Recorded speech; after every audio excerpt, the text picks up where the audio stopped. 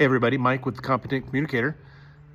Just wanted to talk a little bit about instructions. I'm out at my son's house working on my old F-150, and it just occurred to me that instructions are an important part of working on a vehicle or doing all kinds of tasks, and yet we often don't read instructions the way we're supposed to. We scan them and we look at keywords and we think to ourselves, well, I know how to do that. I understand what's going on.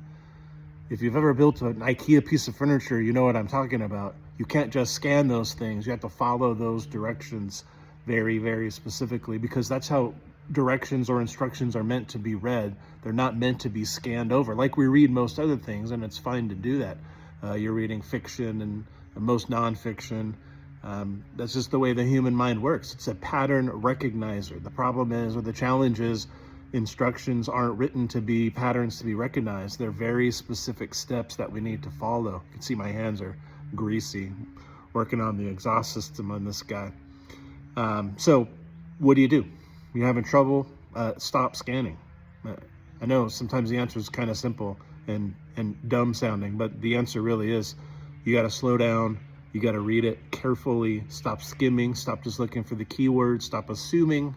Assuming always gets us in trouble. And so read the instructions carefully, read them a couple times.